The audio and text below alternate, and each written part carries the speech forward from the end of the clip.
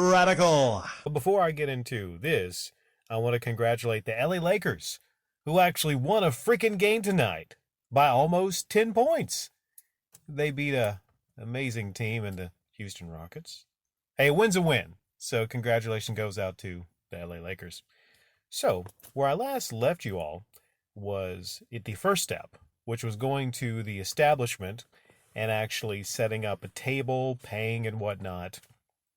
So, a couple days go by after that, and it comes to a very important part of it, of the planning, which would be the item pricing and the boxing. Making sure you have enough sturdy boxes, because last thing you want is, to have a lot of heavy items and for the box to fall in at the bottom. So I was really, taking this very seriously, going into the, planning process of this. And I have a Chevy Impala, which is a big car, but, even with the trunk being as big as it is, I didn't know if I would have complete room in the Impala. Adding to that, I thought, well, I'm going to have tables.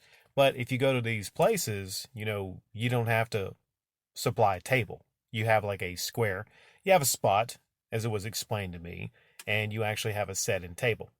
So it takes a while to actually put individual prices on every single item. But I did. Hours and hours and hours. I went through, and this is a good tip for people that don't want to have to spend money to go out and buy sticky stickers. Those big sticky stickers, the yellow ones that you put on items.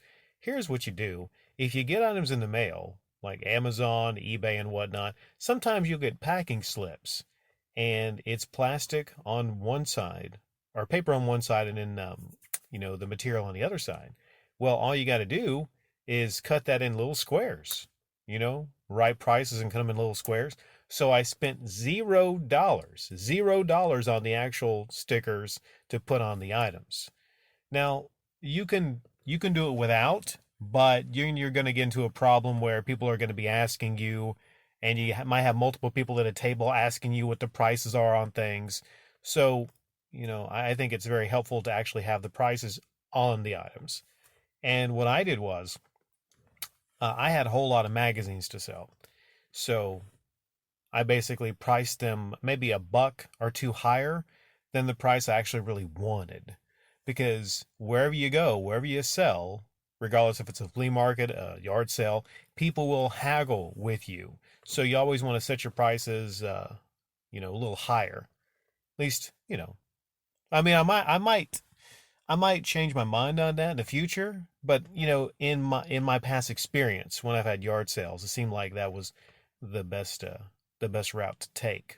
You know. Now, the boxes. You want to make sure if you got some items that are very, very delicate or porcelain items, you don't want to put a lot of those in big boxes. So a lot of the Christmas stuff I had, the porcelain angels, the Santas, and stuff like that, I actually found some boxes that actually had little dividers in them. And small boxes, compact, flat boxes. That's what you want. Now, then the bigger boxes are the tubs. Tubs are great if you got some tubs. Good for stuffed animals, or good for like a lot of different games. Now, mostly I'd say what I had old magazines. I had a lot of Christmas items. So after I had everything priced, I thought briefly about maybe doing an inventory, which is to get some notebook paper and write down every single thing in categories, Christmas stuff, video games, magazines, and write down every single item you had. The idea being that once you sell the item, you can put a cross through it and actually put to the side of it what you actually wind up selling it for, which would probably be a good resource for me to check in the future. Like, okay, this item sells for probably about this much, or that's what you can get for, that item. So I did all that, boxed everything up, neatly arranged it, put it in the Impala. I actually wound up having a good bit of room, surprisingly, and I got some sleep. Didn't get a whole lot of quality sleep. For some reason, I kept waking up, so I wound up only getting about 2 hours of sleep. After that, I went over to a friend's house. If I failed to mention, I was gonna be selling this stuff, with a buddy of mine. and he had some stuff to sell also. So we were going to go there to the flea market together. Wound up getting there about maybe 7:30. We didn't get out of there until maybe quarter to 8. And he wanted a biscuit, so we went to get a breakfast biscuit before. So it was really about maybe, I want to say 8:15, 8:20, till we were really on the way and almost there.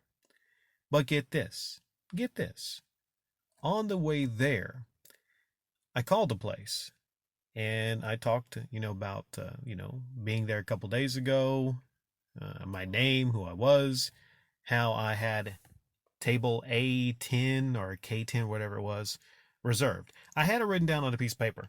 The piece of paper, if you remember, that they gave me when I paid that $10 to register and all that good stuff. Well, apparently they had forgotten, and it was one of the same women I had talked to. They had completely somehow got amnesia, and they had forgotten that I had a reservation there. And it seemed like, and even when I described who I was, it seemed like they didn't want to talk to me.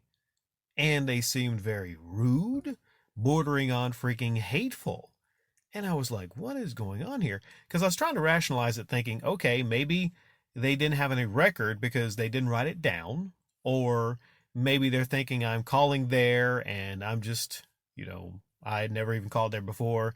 And they're like, well, you gotta have to register. You gotta do this and everything. I'm thinking maybe there's some confusion. Okay? But here's the weird thing. There's a lot of weird things about this. Is I talked about, okay, how I'd given my ID there. And the thing is I don't know if they found my ID, the photocopy, but they actually said some information that wasn't on the ID, which was kind of odd, almost like they were trying to remember it, but they didn't really have the copy of it. So a lot of things are going through my mind now, and I'm trying to explain to them, okay, I was there, I paid the $10, and you took my ID, you had the photocopy of it, and they kept changing the subject to, did you get a receipt? Do you have a receipt? And I'm thinking, it's kind of a weird thing to bring up, because they're asking if I had a receipt, but I'm explaining what happened to a person that I'm sure must remember me because it was 2 days prior. So I'm thinking, okay, I see what's going on here is they just chose not to give me the receipt, but they took the $10 in cash. They had no way, I guess, of taking any debit cards. They didn't have a reader, so they only would take, cash, which I was like, okay, I get it. It's like a flea market. It's not a fancy store or anything like that. And I was just like shocked at this. So I forget after that what I said, but I just remember like being so seething with anger that I thought, okay, this is one of the situations where, you didn't get a receipt. This is a learning experience. I think you just got shafted out of $10. I think you just got played, basically. That's how I'm feeling, right? So my friend, he wanted to go there. And to be honest, I wanted to go there, but I had to be a little more rational. I'll tell you why. I can't really control myself if I lose my temper sometimes. Usually I'm in complete perfect control of myself, but if I lose my temper, it's hard for me to kind of like bring it back in. It's just hard.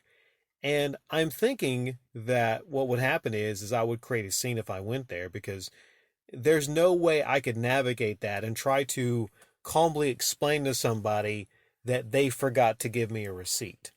There's no way I can say that in a way to someone, that they would, knowing the demeanor of this person, and then I would wind up losing my cool. So we chose not to go there. The main reason being that it's not like there's a lot of flea markets around this particular zone. This was known as one of the big flea markets, okay? So, what would happen is I would go there. I wouldn't get my $10 back. They would still have my personal information. And I would probably be banned.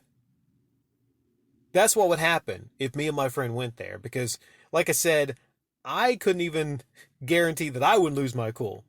So I know my friend probably definitely would lose his cool because he's kind of a hothead and everything. But you know what? The day had a little bit of hope left in it because turns out there was a hidden flea market that my friend knew about. Did we go to that other flea market? Find out the next installment of Flea Market Stories.